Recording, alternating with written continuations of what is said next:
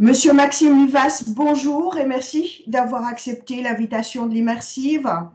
Et comme le veut la tradition de l'immersive, je vous invite à vous présenter en quelques minutes. Oui, bonjour, je m'appelle Maxime Vivas, je suis romancier au départ, puis écrivain essayiste. Je suis aussi journaliste puisque je suis administrateur d'un site internet d'information alternative qui s'appelle Le Grand Soir. Et donc j'ai écrit à ce jour 25 livres qui ont été traduits en 13 langues. Et ce sont des livres qui sont souvent politiques et dans lesquels l'écrivain que je suis, et à la fois journaliste, a voulu, avec une grande constance, prendre le contre-pied de ce que disent les médias, et notamment les médias qui appartiennent aux puissances d'argent. Et donc, ce qui fait que je suis catalogué comme un écrivain engagé, bien que, à mon avis, tous les écrivains sont engagés, mais on n'est pas engagé de la même manière. Voilà, sur moi, je peux dire que je suis marié, divorcé, et que j'ai 3 enfants, et que je vis près de Toulouse, dans le sud de la France. Et ça s'entend très bien. Monsieur Vivas, vous avez écrit notamment 2 livres sur Reporters sans frontières, RSF, et sur Robert Ménard, le fondateur principal de cette association. Alors, qui est Robert Ménard et pourquoi a-t-il créé RSF et quel était l'objectif premier de RSF ou quels étaient du moins les objectifs affichés? Alors, Robert Ménard est quelqu'un qui est originaire d'abord d'Algérie, de Pied-Noir, qui est arrivé en France dans l'Aveyron d'abord, puis dans l'Hérault, à Béziers. Et à Béziers, il a fait un peu tous les métiers. Il a été apiculteur, marchand d'assurance au porte-à-porte, et puis journaliste dans une radio locale. Puis finalement, il a regardé une organisation qui était très connue, qui était Médecins sans frontières, et il a eu l'idée de créer une organisation analogue pour les journalistes, et il l'a appelé Reporters sans frontières. C'était en 1985. Mais évidemment, il n'avait pas les qualités ni les compétences pour créer cette organisation.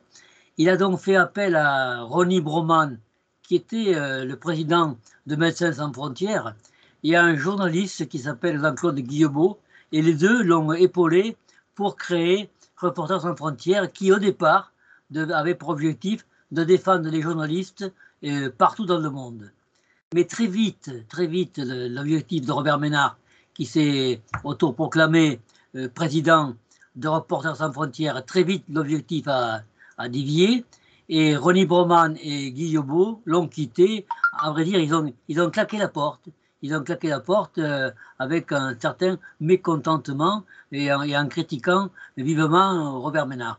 Mais Robert Ménard a très vite compris que, et d'ailleurs il l'a dit, il l'a écrit, que s'il voulait acquérir une certaine notoriété, il avait besoin des médias, et que s'il voulait avoir de l'argent pour Reporters sans frontières, il fallait qu'il fasse appel aux industriels, aux mécènes, aux banques. Et donc tout ça l'a poussé à dévier, et très très vite il a dit qu'il n'allait pas s'intéresser à la liberté de la presse en France, mais à la liberté de la presse en Tunisie, en Bosnie, au Gabon, ce qui est beaucoup moins risqué. Alors effectivement, pendant les 25 ans où Reporters sans frontières a été sous la coupe de Robert Ménard, pendant ces 25 ans-là, RSF ne s'est pas une seule fois occupé des problèmes des médias en France, soit des journalistes qui ont été licenciés, soit des médias qui se regroupaient et qui devenaient quelquefois hégémoniques, puisque aujourd'hui en France, on dit qu'il y a 9 milliardaires qui contrôlent 90% des médias. Donc il ne s'est jamais occupé de ça, simplement il a cherché à créer une organisation qui allait gagner beaucoup d'argent et qui allait être très très très très célèbre. D'ailleurs, il a écrit que nous sommes beaucoup moins puissants, beaucoup moins grands que Amnesty International, mais nous sommes beaucoup plus connus qu'eux. Voilà, donc c'est quelqu'un qui a complètement dérivé, et après on verra qu'il n'a pas simplement dérivé pour les raisons uniquement de notoriété ou de finance, il a aussi dérivé idéologiquement. Très bien. Et justement, moi, je vais me permettre, mais très rapidement, Monsieur Vivas, de reprendre le mot de l'éditeur de votre livre, le premier livre qui s'intitule La face cachée de RSF. Et l'éditeur est belge, hein, donc Oui. vous avez été votre livre a paru en novembre 2007 déjà aux éditions Aden, et l'éditeur dit entre autres: voici détaillés dans ces pages les fréquentations douteuses, les financements honteux, les hargnes sélectives, les indulgences infondées, les tentatives de dissimulation, les manipulations des chiffres, les mensonges réitérés de Reporters sans frontières, le tout au service d'une cause sans rapport avec les objectifs affichés, observant son ardeur au travail contre les pays pauvres que l'Occident veut soumettre et son silence face aux concentrations économiques dans les médias des pays riches, notant sa mansuétude envers les bavures de l'US Army, ses outils ou ses oublis, pardon, dans la comptabilisation de journalistes qui en sont victimes. Ce livre dévoile les paravents de la CIA qui alimente RSF en dollars, le Center for Free Cuba et la National Endowment for Democracy, connue sous son acronyme NED, la NED, via, je vais le dire en anglais, l'United States Agency for International Development, son acronyme USAID, et il n'y a pas que l'Open Society Institute du milliardaire et mania international de la presse George Soros, ami personnel de Bush, qui s'agite partout où peut être mis en place un gouvernement pro-états-unien, fait partie aussi des généreux financiers de RSF, alors RSF, association humanitaire ou bras médiatique européen de la CIA et des faucons du Pentagone. Bien sûr, j'ai cité, je l'ai bien dit, c'est le mot qui a été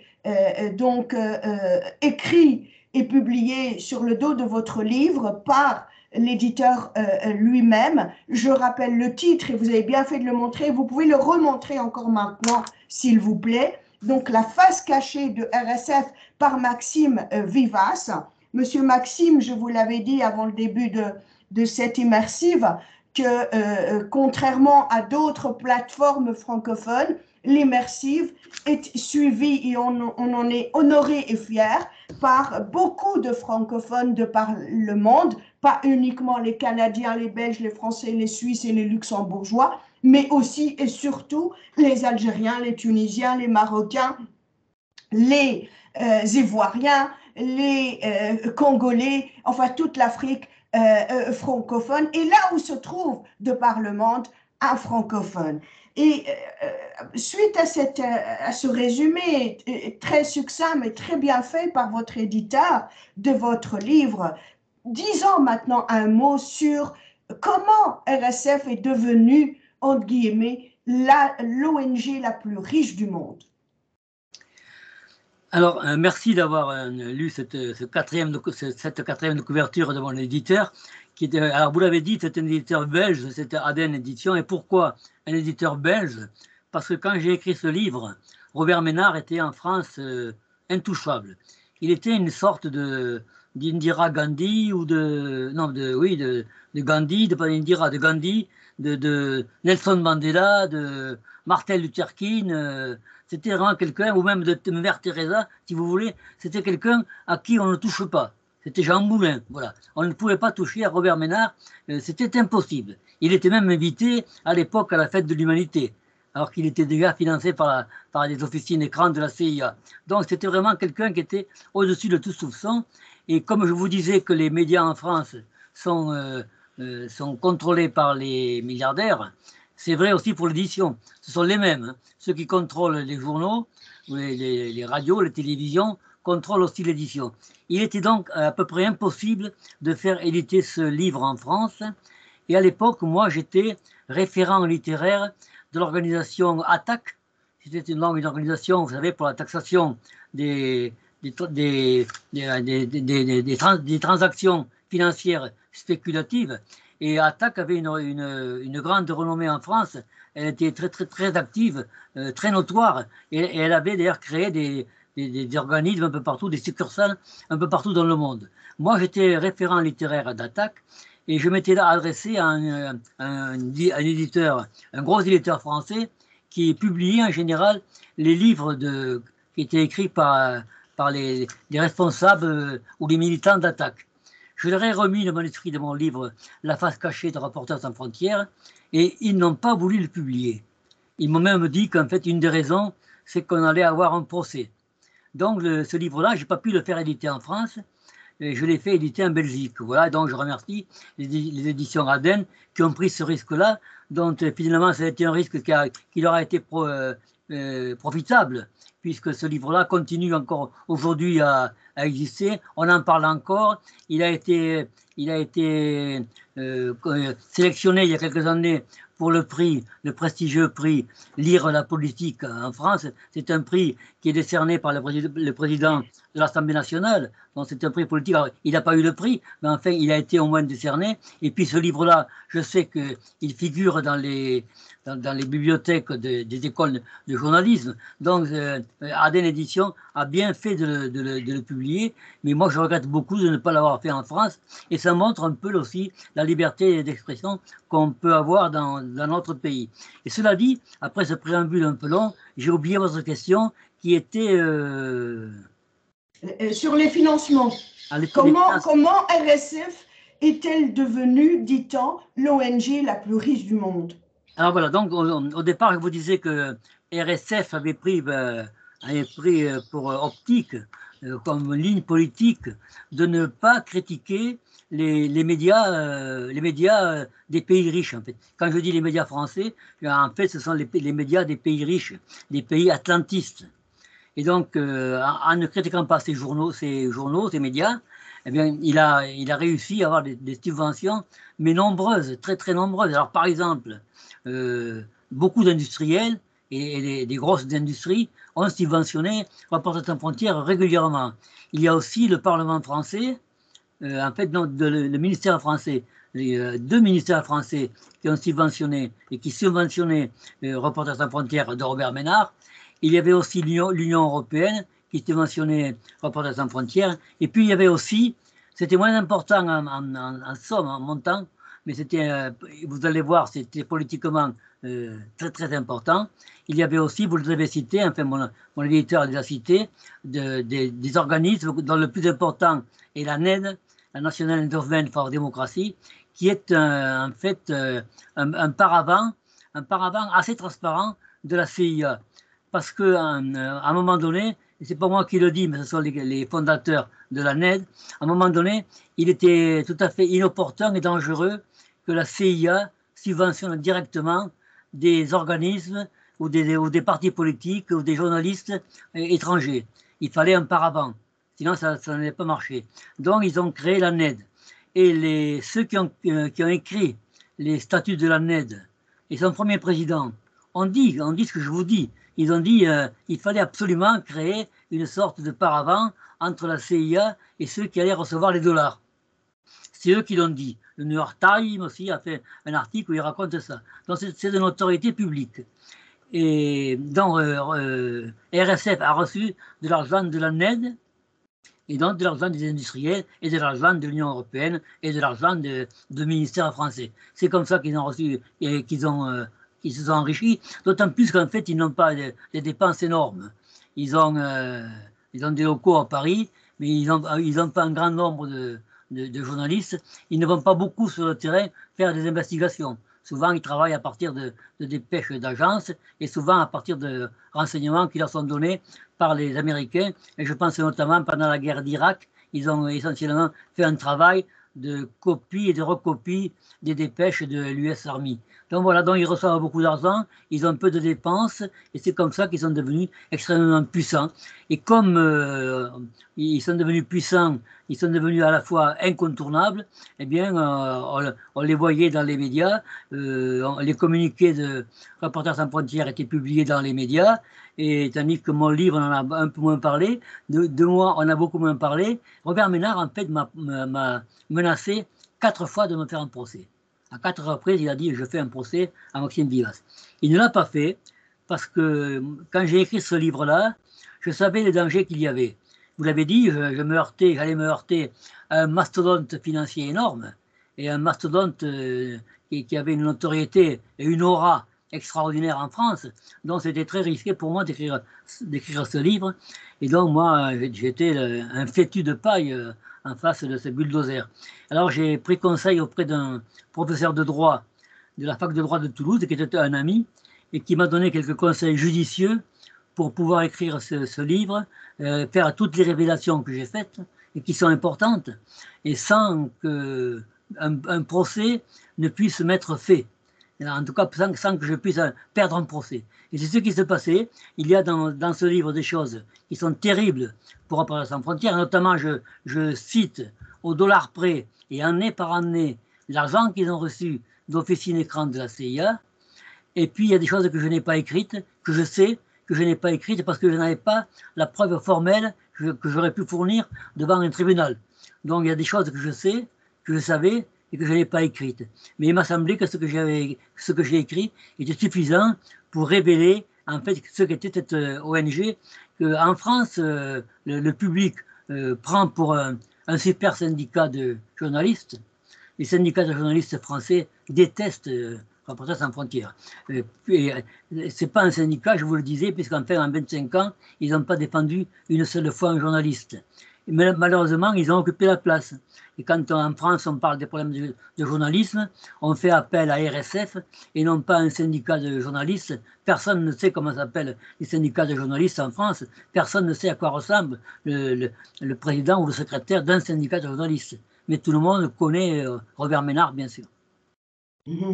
Et comme vous disiez, parfois ils vont jusqu'à taire la mort ou l'assassinat de journalistes. Et vous, dans votre livre, vous revenez sur l'affaire de l'hôtel La Palestine à Bagdad lors de la première guerre du Golfe.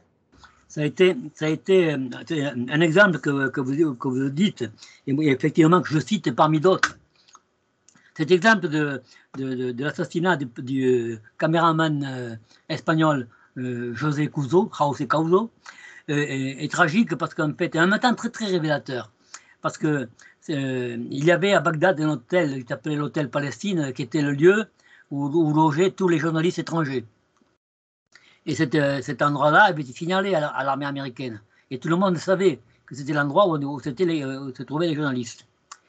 Mais l'armée américaine a tiré un missile sur cet hôtel parce qu'il y avait un différend entre les journalistes étrangers et l'armée. L'armée voulait que les journalistes soient embarqués, embedded, c'est-à-dire que les journalistes soient avec l'armée américaine et qu'ils décrivent les combats ou la situation à partir du point de vue de l'armée américaine. Les journalistes ne voulaient pas trop, ne voulaient pas tous en tout cas, et donc il avait été menacé. Il avait été menacé par un officier supérieur américain en leur disant on leur conseille de faire attention et de venir avec nous parce que l'officier avait même ajouté et je pèse mes mots. Il y avait là une menace terrible. Et la menace, il l'a mise à l'exécution en tirant un missile contre l'hôtel Palestine, donc en tirant un missile contre les journalistes, et ils en ont tué un qui était ce journaliste espagnol, José Couso. Et à partir de là, l'armée américaine a dit mais non, c'est une erreur. Il y a eu une rupture dans la chaîne d'information. On ne savait pas, ceux qui ont tiré ne savaient pas qu'il ne fallait pas tirer. Donc leur chef le savait, mais pas eux. Et puis donc il y a eu comme ça une bavure.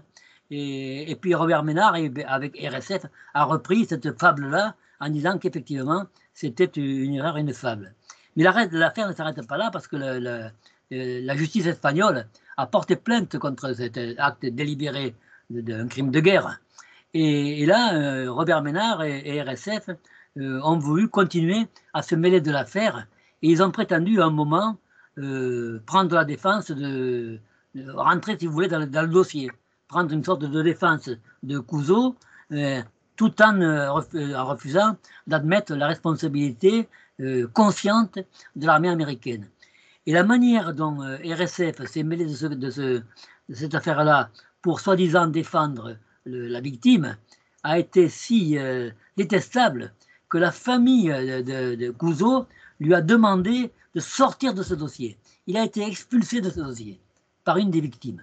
Alors voilà, donc ça c'est l'exemple de Couzeau, mais il y en a beaucoup, beaucoup d'autres. Il y a des exemples où en fait un journaliste a été emprisonné à Guantanamo. Ils disent on ne va pas s'en occuper parce que ce n'est pas une affaire de journalisme. Il a été arrêté parce qu'il avait interviewé un chef de l'Al-Qaïda. C'est comme ça que ça se fait. Donc, systématiquement, il refuse de défendre les journalistes qui sont victimes de l'armée américaine. Et en Irak, il y a eu plus de 200 journalistes qui ont été tués. Alors je ne dis pas qu'ils ont tous été tués volontairement par l'armée américaine, c'est pas volontairement. Hein. Quelquefois, il y a des choses qui, en temps de guerre, il y a des choses qui se passent et puis il y a des accidents, ça peut arriver. Mais l'essentiel a été tué par l'armée américaine. Et chaque fois, Robert Ménard, RSF, a fait en sorte que l'armée américaine soit absoute. Voilà. Alors c'est un peu gros, à force ça commence à peser un petit peu. Il y a eu aussi le cas d'une journaliste italienne qui a été mitraillée alors sa voiture se rendait à l'aéroport. Elle a été mitraillée et puis elle sait qu'elle a été mitraillée volontairement parce qu'elle avait elle publiait des articles qui n'étaient pas conformes à ce que voulaient les Américains. Voilà, donc, et là, évidemment, on voit bien que Robert Ménard et RSF ont joué le rôle qu'ils devaient jouer puisqu'ils avaient reçu de l'argent des Américains et donc de la NED. Et vous savez, il y a un proverbe qui dit que celui qui paie l'orchestre commande la musique. Eh bien, la NED non seulement commande la musique de RSF, mais en fait, RSF, en acceptant l'argent de la NED, a signé un contrat qui l'obligeait à avoir cette attitude-là. Il y a un contrat qui est signé, que je publie d'ailleurs dans mon livre, et qu'on peut trouver très facilement parce que la net, en tapant gouvernement américain net sur un site de recherche, c'est très facile. On va trouver la net et puis on va trouver des versions françaises. Il n'y a même pas d'erreur de traduction et on va voir que la net demande à ces gens à qui elle verse de l'argent de remplir en échange un contrat qui est, mais vous allez voir, c'est quelquefois c'est monstrueux, qui consiste à ne jamais d'abord critiquer la politique du gouvernement américain. À partir de là, vous ne pouvez pas critiquer la politique de l'armée américaine, qui oblige à faire voter des lois, qui oblige à agir, à intervenir dans la presse. Donc ce sont des moyens de pression, ce sont des moyens d'intervention dans la politique intérieure d'un pays d'ailleurs. Si RSF est incité avec l'argent des Américains à faire voter des lois en France ou à manipuler la presse, ce sont des moyens de pression sur la politique ou sur l'indépendance de la France. Et c'est pourtant ce qu'ils ont fait dès l'instant où ils ont signé ces contrats et dès l'instant où ils ont accepté l'argent.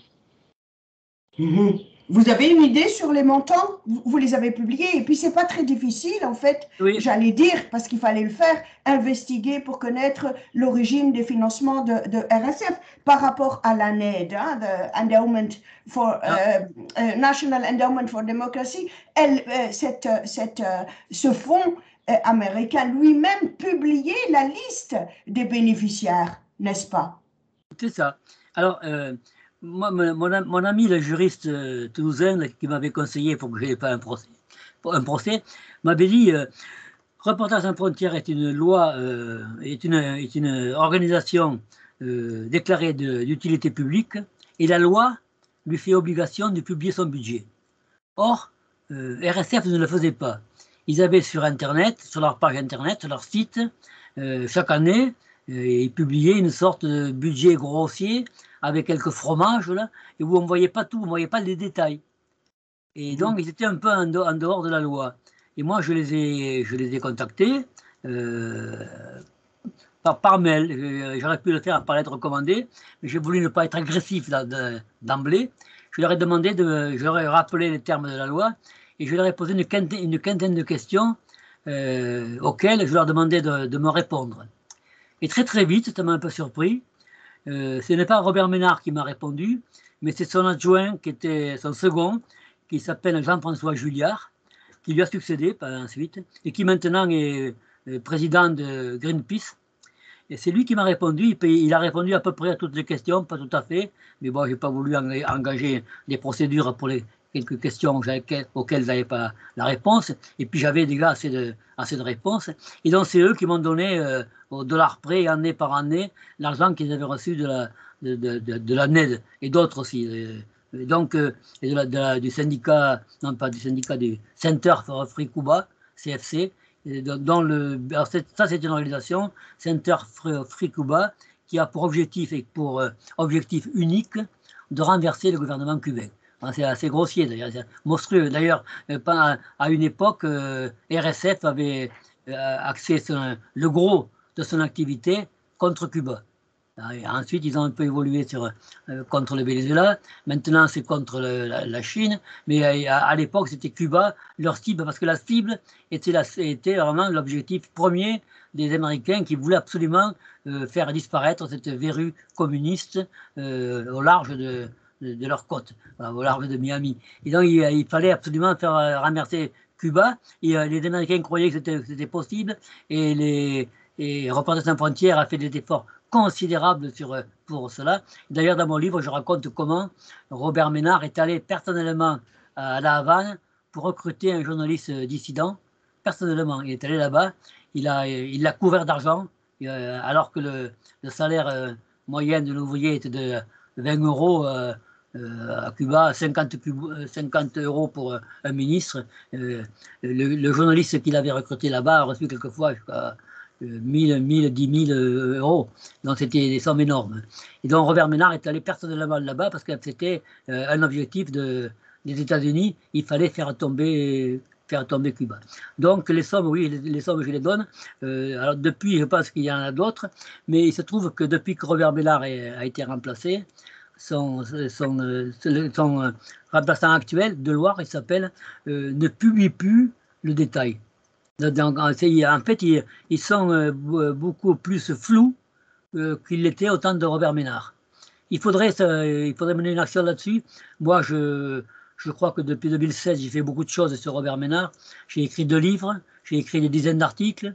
Je vais passer peut-être à autre chose, mais si quelqu'un m'entend, un journaliste ou un écrivain, et veut soulever ce problème-là, obliger Reporters sans frontières aujourd'hui à publier ses comptes, ses comptes complets, et ce qui n'est pas le cas du tout. Et ce qui veut dire d'ailleurs que s'il ne les publie pas, eh bien, il préfère ne pas le faire, et s'il préfère ne pas le faire, c'est qu'en fait, rien n'a changé sur le fond.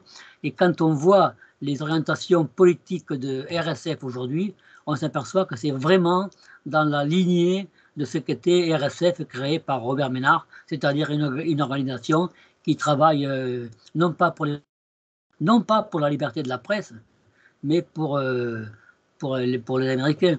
On a vu des exemples où en fait quand des journalistes ou des journaux ont été malmenés, Reporters sans frontières n'a rien dit, au contraire s'est réjoui en fait de cette situation dès lors qu'elle était profitable aux États-Unis d'Amérique. Et c'est comme ça que ça marche avec eux. Peut-être qu'on parlera, je ne sais pas si on aura le temps, du Venezuela, un pays dans lequel je me suis rendu 2 fois, et je connais bien. Et je me suis trouvé d'ailleurs un jour à Caracas, en même temps que Robert Ménard. Mais on avait tous les deux des objectifs politiques tout à fait différents. Très bien. On va rester un tant soit peu sur l'origine des financements. On a évoqué la NED, National Endowment for Democracy. On a parlé, ou plutôt votre éditeur a signalé la USAID, qui est en fait l'agence américaine internationale. En anglais, USAID veut dire Agency.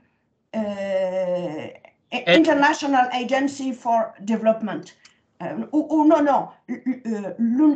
l'United States Agency for International Development.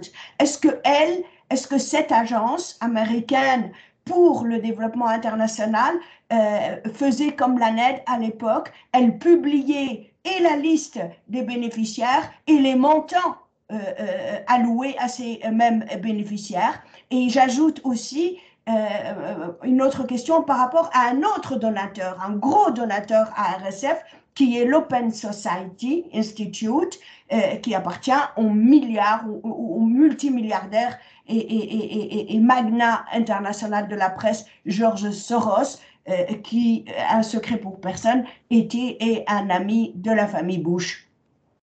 Oui, alors, moi dans mon livre, j'ai surtout détaillé parce que c'était vraiment quelque chose, c'était pour moi une perle.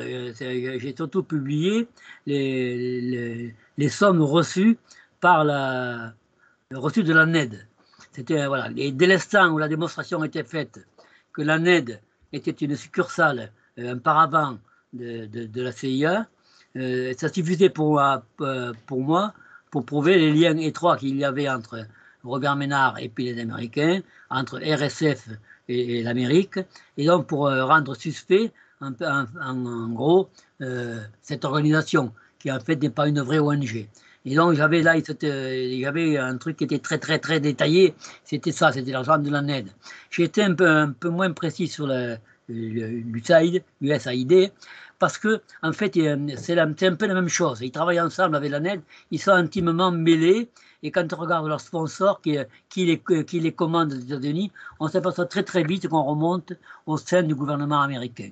Et j'ai une anecdote, je ne sais pas si c'en est une, mais je me souviens que quand, il y a quelques années, je ne sais plus la date en tête, il y a eu une tentative de renverser le président Maduro au Venezuela.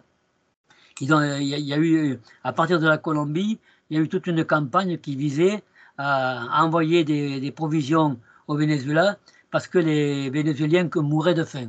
Il y a eu comme ça une campagne de propagande mensongère qui disait que les Vénézuéliens n'avaient plus d'argent avec l'inflation, la faillite économique.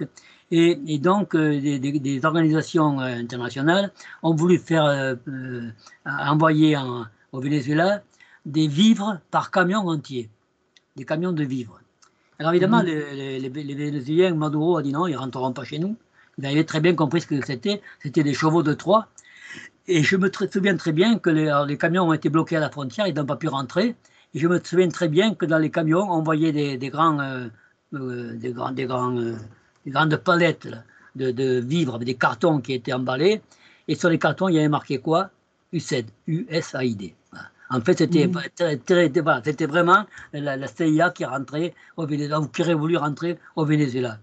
Et donc, c'est vraiment, c'est la même chose. C'est comme disait chez nous un homme politique, c'est bonnet blanc et blanc bonnet. Quant à Soros, le milliardaire Soros, ben, oui, Soros, c'est l'homme qui, non seulement a subventionné grassement Reporters sans frontières, mais c'est aussi quelqu'un qu'on a trouvé présent financièrement dans ce qu'on appelait en Europe les révolutions oranges. Voilà, ces révolutions fomentées par les Américains en manipulant les foules. Donc, chaque fois, qu'est-ce qu'on voit? Eh bien, on voit Soros qui est là. Donc, c'est quand même un peu drôle que dès qu'on parle de Reporters sans frontières et qu'on parle de ses finances, on voit quand même des choses qui ne plaident pas en sa faveur. La CIA, le gouvernement américain, Soros, voilà. En fait, Reporters sans frontières a très peu d'adhérents. Et les ressources qui viennent de ces adhérents sont vraiment très infimes. C'est je crois, de moins de 5%. C'est presque rien. Ce n'est pas une organisation qui fonctionne comme les organisations normales, les ONG normales, s'il y en a, avec l'argent de leurs adhérents. C'est pas ça. Donc, alors effectivement, ils ont l'argent d'individus qui sont tous politiquement axés dans une vision du monde et dans un objectif mondial de domination du monde par les États-Unis d'Amérique.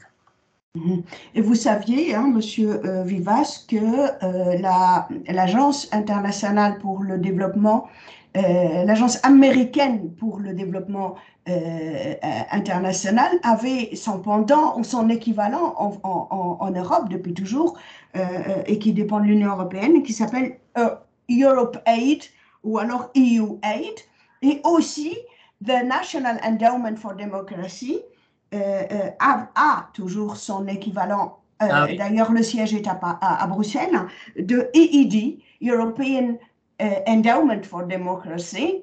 Ma question, je rappelle que vous êtes français, hein, Monsieur Vivas, mais vous êtes d'origine espagnole, et peut-être que vous êtes hispanophone et donc vous vous intéressez davantage à l'Amérique hispanophone, hein, l'Amérique Oui. du Sud, hein, notamment Cuba, vous avez cité le Venezuela aussi.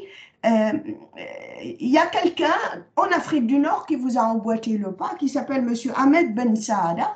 Il a Oui. publié un livre qui s'appelle Arabesque américaine, et là, lui reprend aussi toutes ces financements étrangers par rapport à la presse dans les pays de l'Afrique du Nord, bien ciblés aussi les pays, hein. Donc c'est pas toute l'Afrique du Nord, mais un certain nombre de pays comme la Tunisie, l'Algérie, éventuellement l'Égypte, mais peut-être jamais le Maroc, etc. Et j'ai été très intéressée quand vous avez dit que M. Ménard s'est déplacé lui-même à Cuba pour aller convaincre un journaliste pour représenter RSF sur place. En Afrique du Nord aussi, ils ont un journaliste qui s'appelle Khaled Draroni, et c'est lui le représentant de RSF pour l'Afrique du Nord, mais il est basé à Alger encore pour l'instant. Et donc c'est vraiment international, j'ai envie de dire. Oui. Représentants sans frontières, c'est une organisation internationale. Ils ont d'ailleurs des bureaux aux États-Unis. Ils ont comme ça, ils sont dans plusieurs pays. Alors vous me citez Ahmed Ben Sada, si ma mémoire est bonne, je l'ai publié plusieurs fois sur mon site internet Le Grand Soir. Et en tout cas, il a participé à des livres collectifs que j'ai faits notamment sur la Chine. Alors, tout à fait récemment, j'ai dirigé 2 ou 3 livres sur la Chine. Et je crois qu'il a écrit 1 ou 2 articles, il me faut vérifier. Là, nous parlons à chaud, mais oui, je le connaissais, je le connais. Oui, et je serais bien curieux de lire son livre Arabesque américaine. J'ai noté le nom là pour y penser, mais je serais évidemment très très intéressé par la lecture de ce livre-là. Donc oui, ils ont des correspondants, RSF a des correspondants partout. Alors l'histoire de leur correspondant à Cuba, c'est un peu différent, c'est une histoire un peu finalement comique, puisque Robert Ménard est allé recruter un journaliste dissident de haut niveau qui était membre de l'Académie des lettres, c'est-à-dire l'équivalent de l'Académie française chez nous, l'Académie des lettres cubaine, qui avait fait des études aux États-Unis, qui parlait parfaitement l'anglais, qui était lié avec des politiciens américains, notamment c'était un ami de Jimmy Carter, qui est devenu par la suite président des États-Unis. Et donc, c'était quelqu'un de tout à fait de bonne foi et qui présentait toutes les garanties. Et en plus, cet homme-là, il s'appelait donc Nestor Baguer, animait toute une série d'agences de presse dissidentes. Donc, c'était très, très intéressant pour Robert Ménard de le recruter. Il l'a recruté, il a travaillé avec lui quelques années, et puis un jour, le gouvernement cubain a trouvé que ça commençait à bien faire à toutes ces agences de presse qui racontaient que des bobards. C'était les gars mentaient. Et plus ils mentaient, plus ils étaient payés. Un jour, le gouvernement en a eu marre. Il a lancé un coup de filet. Il a arrêté tout le monde. Et parmi les gens qui ont été arrêtés, il y en a un, qui n'a pas été arrêté d'ailleurs, qui a été dévoilé. Il y en a un qui était un agent de sécurité cubain. C'était Nestor Baguer. En fait, sans le savoir, Robert Ménard avait été recruté à La Havane, un agent de Fidel Castro. Et évidemment, par Nestor Baguer, par cet agent qu'il avait recruté, le gouvernement cubain était au courant de tout ce qui se tramait contre lui et de tout ce que faisait Robert Ménard et Reporters sans frontières. Donc ça a été un épisode un peu comique de savoir que Robert Ménard s'est déplacé là-bas pour recruter, sans le savoir, quelqu'un qui travaillait pour le gouvernement cubain. Alors je ne sais pas si c'est pareil en Algérie. J'allais vous dire, Monsieur Vivas, que l'histoire se répète et que c'est effectivement rigolo, parce que par rapport à l'Algérie, je ne veux pas accabler, hein, Khaled Draroni, d'abord, il n'est pas de cette trempe, de la trempe de son équivalent à Cuba. Hein. Il n'est ouais, pas, c'est un simple journaliste local, mais il a été arrêté. Vous savez, en Algérie, ils ont eu ce qu'ils ont appelé le Hirak. Donc un mouvement de protestation où tous les Algériens sortaient tous les vendredis pendant 1 ou 2 ans pour d'abord changer, oui, faire tomber, faire chuter le régime de Bouteflika, puisqu'il avait demandé un 5e mandat et le peuple algérien n'en voulait pas. Et à ce moment, lui, il a été mis en avant par RSF, par quelques médias français, donc Khaled Draroni, exactement comme l'histoire que vous avez racontée. Il était suivi par certainement la sûreté de l'État en Algérie, il savait exactement ce qu'il faisait, et puis à un moment donné, il a été arrêté, donc ils ont fait de lui un héros à l'international, mais surtout en France, hein, parce que c'est un pays francophone et physiquement, j'allais dire, géographiquement assez proche de l'Algérie et que ce qui a retenu mon attention, c'était quand vous avez dit, mais en fait, c'est de la corruption. Ça veut dire que monsieur Ménard est allé corrompre ce journaliste cubain en lui offrant plus ou moins 10 000 euros par mois, ce qui est énorme, comme vous l'avez bien alors, souligné, par rapport au coût de la vie de Cuba. Eh bien, je suis allée le mois dernier en Algérie et beaucoup de journalistes, beaucoup de collègues de Khaled Draroni sont venus me dire qu'ils percevaient autour de 8 000 euros par mois. Et 8 000 euros, monsieur, en Algérie, ça fait quand même, voilà quoi, c'est gagné au loto chaque mois. C'est dingue combien on peut leur donner d'argent pour leur demander de donner des informations et finalement qui ne sont même pas vérifiables. oui. Et, alors, en fait, Robert Ménard ne donnait pas 10 000 € par mois à Nestor Baguer, à son agent, mais en fait, c'est arrivé que cette somme lui soit versée. En général, c'était moins, et avec l'argent qu'il recevait, Nestor Baguer, il devait payer aussi les journalistes dissidents, d'autres agences qui étaient sous sa coupe. Mais en fait, il recevait beaucoup d'argent, il avait reçu aussi un téléphone portable, pas un téléphone, un ordinateur portable, des choses comme ça. Mais ce qui est vrai aussi, c'est que cet homme-là, Nestor Baguer, étant donc un agent du service de sécurité cubain, il répugnait à écrire des articles trop virulents et trop mélangés, trop virulents, et trop mensongers, par contre. J'ai un lapsus. Trop virulents et trop mensongers.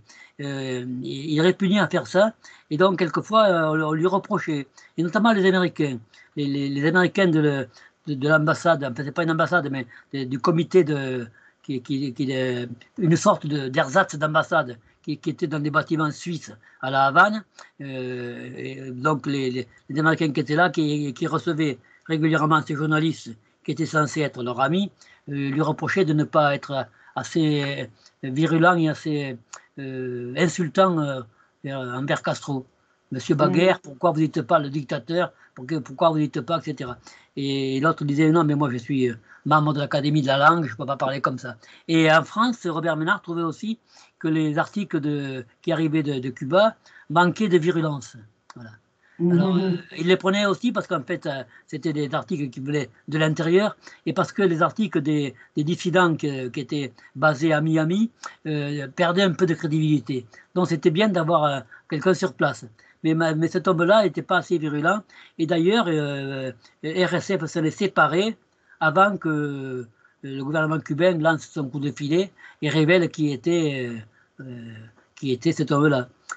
Je ne sais pas, l'histoire nous dira si Khaled Draroni avait cette double casquette aussi, c'est-à-dire un agent de sécurité hein, pour Oui, l'Algérie et en même temps travaillant pour RSF. Je ne sais pas, hein, donc on verra bien ce qu'on dira.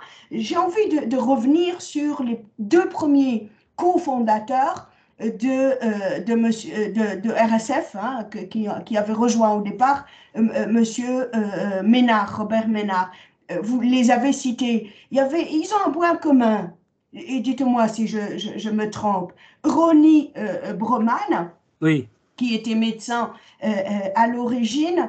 Il est né le 19 juin 1950 à Jérusalem. Ses grands-parents sont d'origine juive polonaise et il parle le yiddish. Son père, Jean Broman, courtier en assurance, fut un résistant et un militant sioniste qui s'installa avec sa famille en Israël dès la création de cet État en 1948. À 5 ans, il part vivre avec sa mère, Genia Sauer, en France. Ça concerne Ronnie, et l'origine de ce que je suis en train de dire, c'est tout bêtement Wikipédia. Le deuxième, qui est Jean-Claude Guilbeault, il est, vous l'avez dit, journaliste français, mais il est né le 21 mai 1944 à Alger.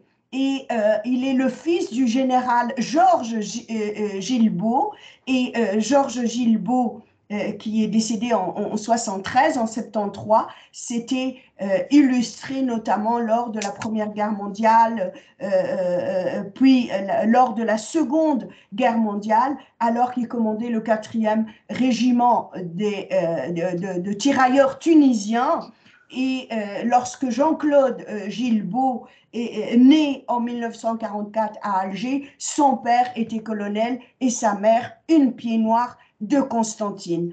Et puis, pour revenir à Robert Ménard, son père, Émile Ménard, donc Robert Ménard est né à Oran, aussi en Algérie, et son père, Émile, est tour à tour commerçant, imprimeur, éleveur de poules, syndicaliste communiste, puis membre de l'OAS.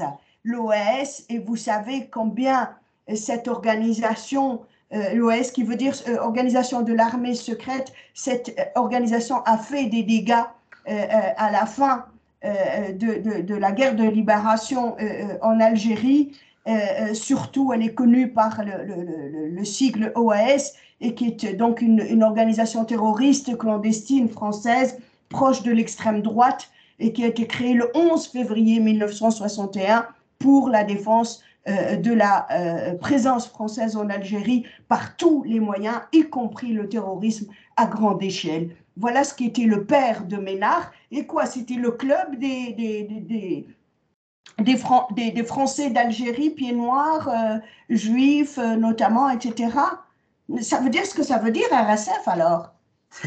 Mais peut-être bien qu'à l'origine, Robert Ménard a misé là-dessus, hein, lui, pied noir d'Oran, a cherché Guilbeault, qui était aussi donc quelqu'un pied noir, et puis et Ronnie Broman, peut-être bien qu'il a cherché là-dedans. Il s'est dit, tiens, on va faire une sorte de... Ça va être plus facile pour eux de venir vers moi, peut-être. C'est peut-être comme ça qu'il les a recrutés. Mais ça n'a pas duré longtemps, vous savez, notamment Guilbeault, Jean-Claude Guilbeault, est parti assez vite avec des arguments qui étaient en gros les suivants. On ne peut pas classer les pays ou faire une classification de la liberté de la presse, ou juger la liberté de la presse dans des pays, ou juger l'attitude des gouvernements à l'égard de la presse sans tenir compte du contexte. Et or, RSF ne tient pas compte du contexte, évidemment.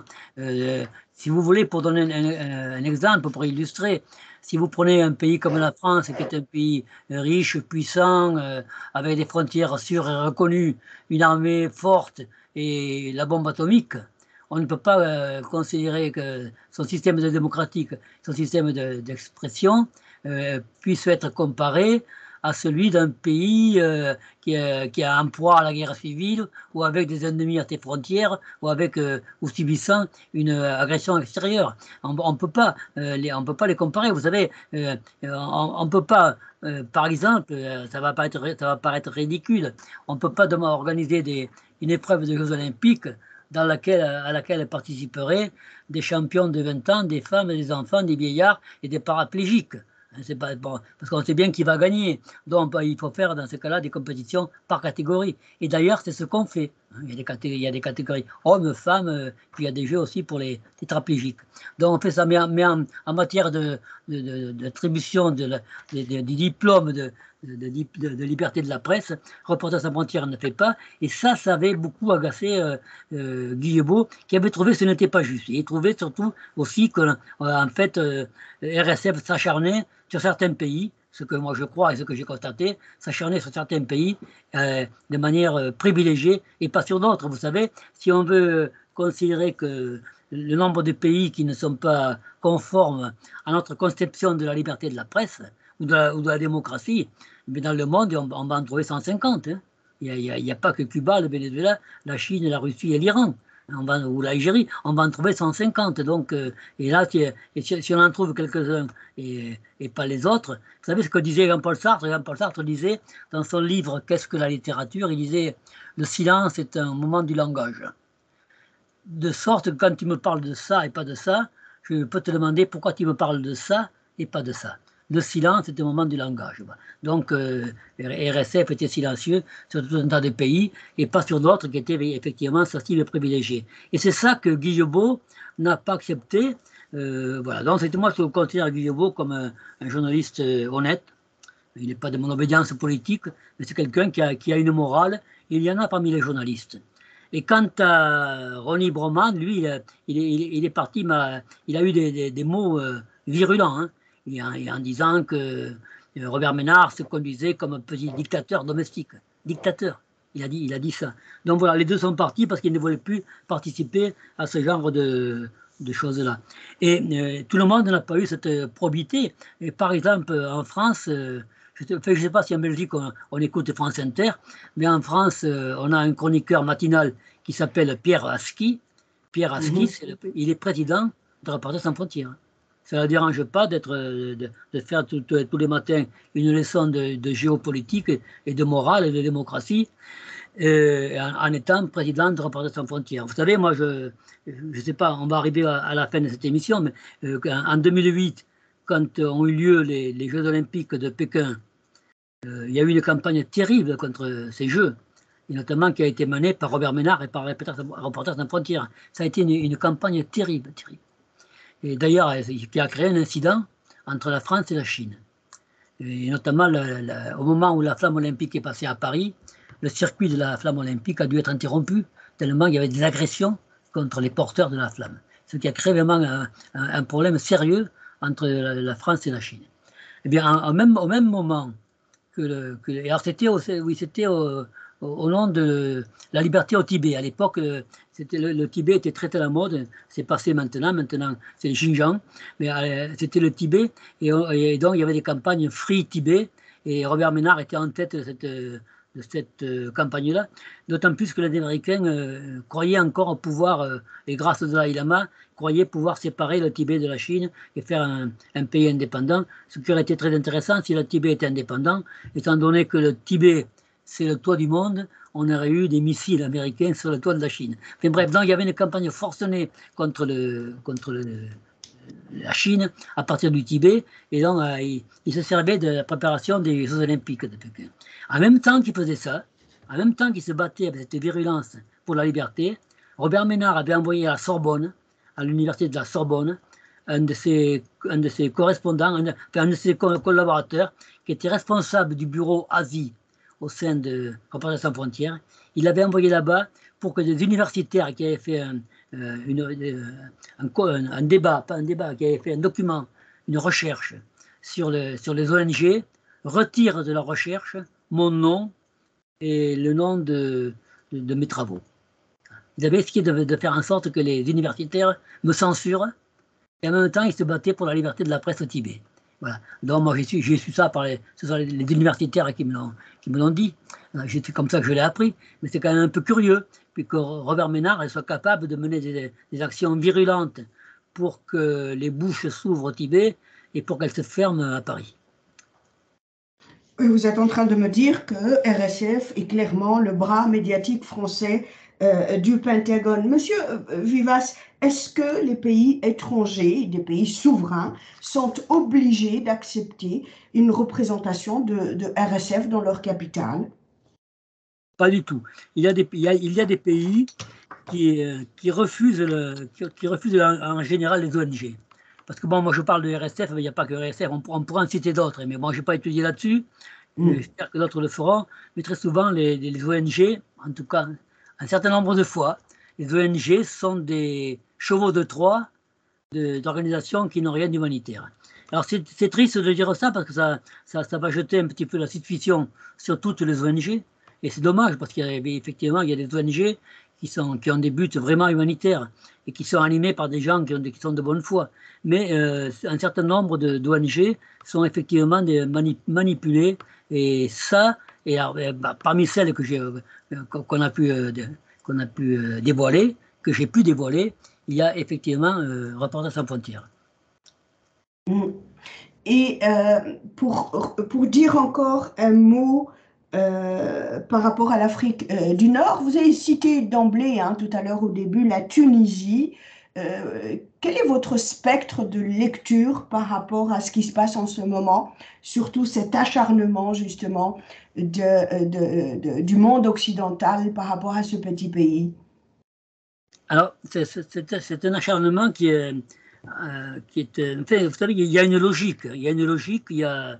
Actuellement, nous avons un monde unipolaire avec une superpuissance qui est la puissance américaine et qui est capable de faire la loi militaire partout. Elle peut attaquer partout où elle veut. En gros, enfin, en tout cas, c'était comme ça il n'y a pas encore très très longtemps. On l'a vu avec l'Irak, l'Afghanistan, la guerre, c'était le Vietnam. Voilà. Donc, il y a cette superpuissance-là qui est en train de perdre du terrain, et les analystes pensent que dans quelques décennies, peut-être dans une ou deux décennies, les États-Unis ne seront plus la première puissance du monde. Donc, ils essaient de garder sous leur coupe tout ce qui peut rester sous leur coupe, et il y a beaucoup de pays qui leur échappent actuellement. Et donc, tout ce qui présente un danger pour le système américain, tout ça doit être combattu au nom de la démocratie. Vous savez, ces jours-ci, il faut vérifier ce que je dis, là, vous allez voir. Ces jours-ci, Trump a fait un discours en disant qu'au moment où il est parti du gouvernement, de la présidence des États-Unis, le Venezuela était sur le point de tomber et qu'on allait pouvoir prendre tout le pétrole. Et maintenant, a-t-il ajouté, il faut qu'on l'achète et au prix fort.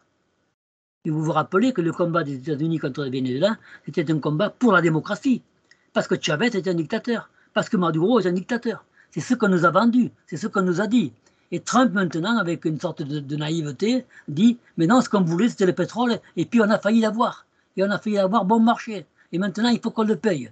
Eh bien, ce qui se passe là avec le Venezuela, que je vous montre avec le Venezuela, ça se passe aussi avec les pays d'Afrique en général, d'ailleurs. Tout pays d'Afrique qui veut vraiment obtenir son indépendance réelle et récupérer ses richesses naturelles, tout pays est foncièrement, potentiellement, un ennemi des États-Unis d'Amérique. Ça, c'est clair, comme dit Jules Boudin. L'Afrique est un des pays, un continent qui est extrêmement riche en ressources, et c'est un pays qui est extrêmement pauvre pour ses habitants.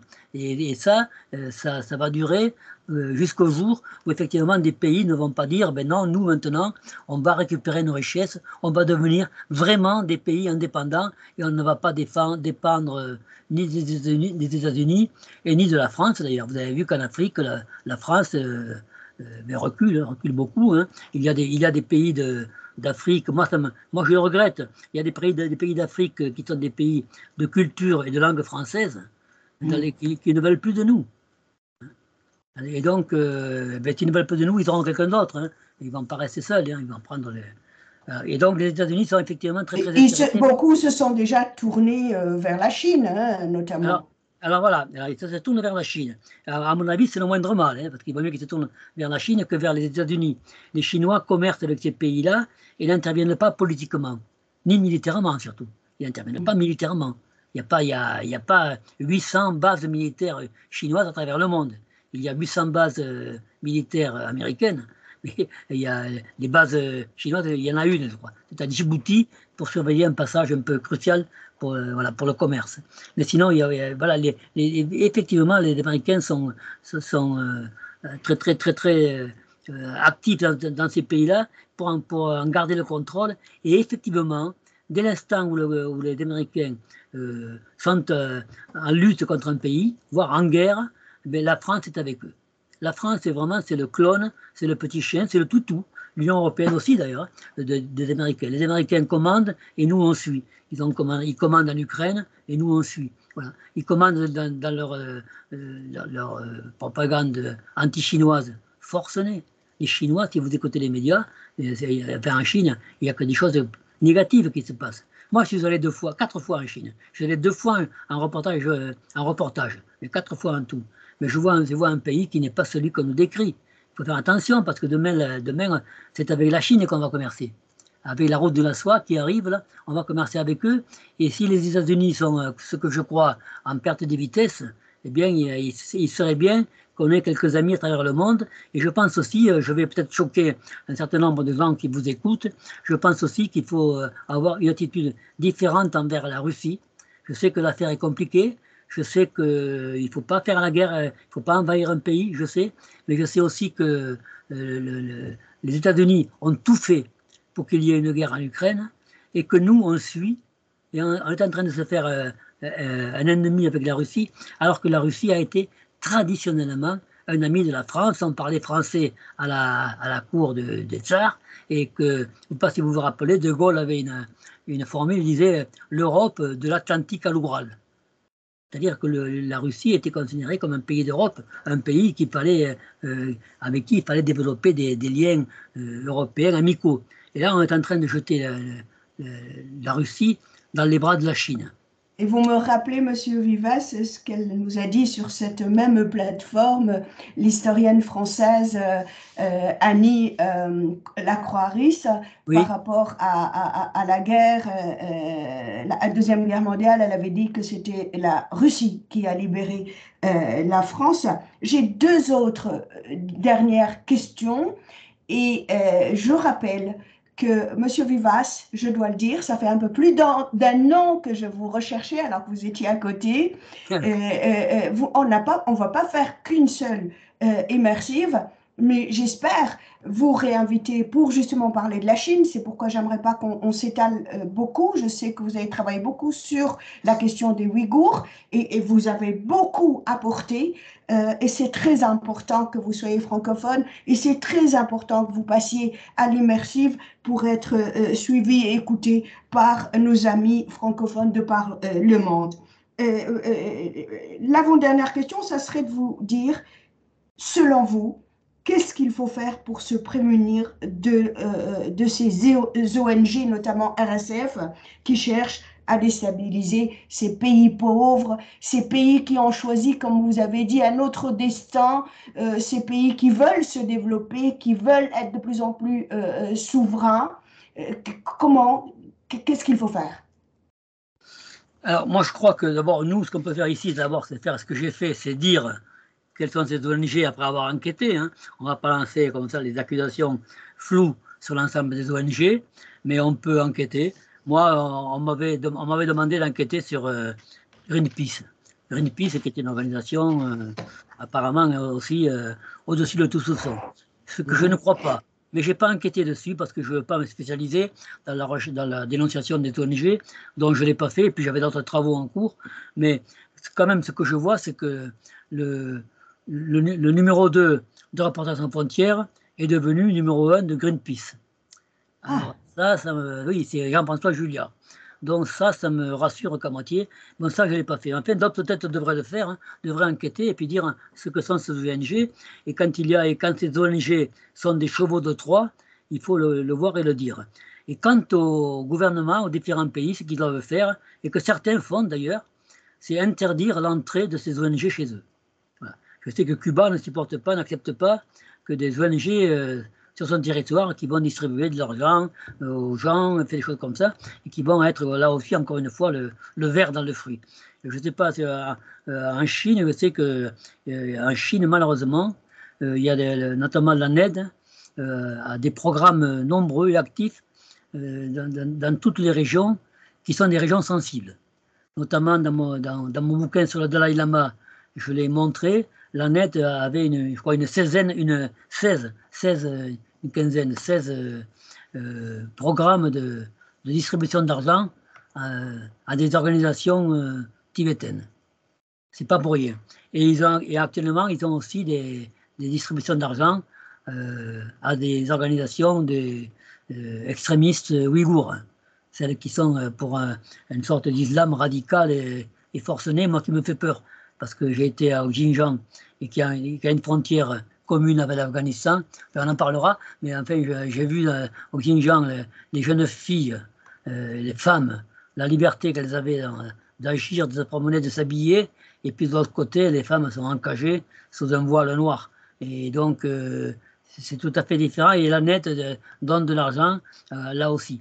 Donc, je crois que ça, il faut le dire. Il faut peut-être, moi si la Chine demain interdisait les ONG sur son territoire, à vrai dire, ça ne me choquerait pas. Voilà, parce qu'en fait, il n'y a aucune raison qu'on accepte que l'ennemi masqué arrive chez vous et essaie de créer des troubles.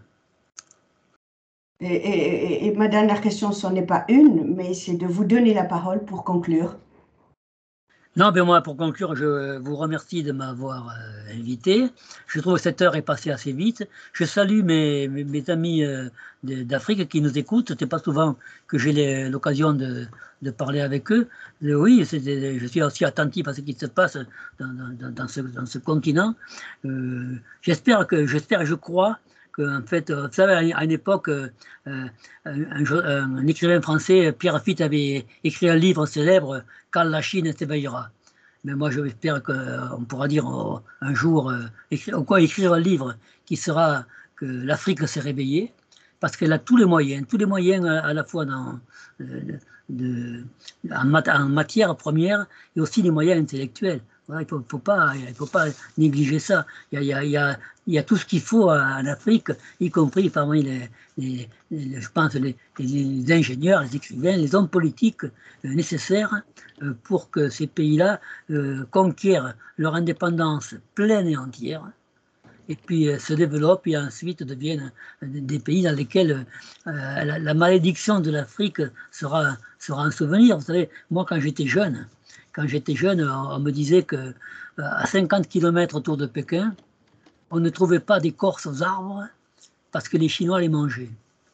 Il y avait encore des famines quand j'étais jeune en Chine. C'est un pays qui maintenant est opulent. Ça n'existe plus la famine en Chine, ça n'existe plus du tout. Et on voit comment les villes se sont transformées. Moi, la première fois que je suis allé en Chine, je suis sorti de l'aéroport de Pékin, je croyais que j'étais à Tokyo, je croyais que j'étais au Japon. J'avais une idée de la Chine avec ses immeubles, ses lumières, tout ce qu'on voudra. Et puis j'avais une idée de la Chine très pauvre, quoi, un peu très arriérée de ce point de vue-là. Eh bien non, c'est pas ça. Mais la Chine, en quelques années, à une vitesse extraordinaire, a vaincu la famine, s'est développée, et maintenant la seconde puissance mondiale, bientôt la première, et avec une politique étrangère qui est la suivante, qui est plusieurs fois répété par tous les dirigeants chinois, c'est de se développer dans une communauté de destin. Ça veut dire que la Chine considère, en tout cas c'est ce qu'ils disent, on verra, qu'en fait le bonheur d'un peuple ne peut pas se faire sans le bonheur des autres. C'est exactement le contraire de la politique des États-Unis d'Amérique. Maxime Vivas, c'était un énorme plaisir de vous recevoir sur la plateforme de l'Immersive. Je rappelle à nos téléspectateurs qu'ils peuvent vous retrouver sur votre site Le Grand Soir. Donc c'est Le Grand Soir en un mot.info. Et là, vous allez trouver des informations très intéressantes, très différentes de ce qu'on peut trouver chez nos confrères mainstream. J'invite et je vous demande de le remontrer, votre livre, puisqu'il en a été largement question dans cette immersive, c'est-à-dire votre livre sur Robert Ménard, plutôt sur RSF, la face cachée de Reporters sans frontières. Il est encore disponible dans les plus grandes et bonnes librairies Je ne sais pas s'il est disponible en Afrique francophone, mais je pense à haute voix, hein, et on en conclut là. Monsieur Vivas, moi j'appelle par rapport à l'Afrique du Nord, y compris l'Égypte, hein, pourquoi pas traduire ce livre en langue arabe? C'est la première langue officielle en Algérie, en Tunisie, au Maroc, en Mauritanie, en Libye, en Égypte. Et puis, il y a quoi? Il y a presque un demi-milliard d'arabophones de par le monde. Je jette ça comme ça, comme une bouteille dans la mer, s'il y a une maison d'édition, de traduction qui pourrait être intéressée, voilà, qu'il nous contacte, qu'il me contacte directement via l'Immersive, via un numéro de téléphone et un email, ou alors via directement Maxime Vivas. Eh bien, bien sûr, ce serait une très bonne nouvelle. Je serais à la fois flatté et fier.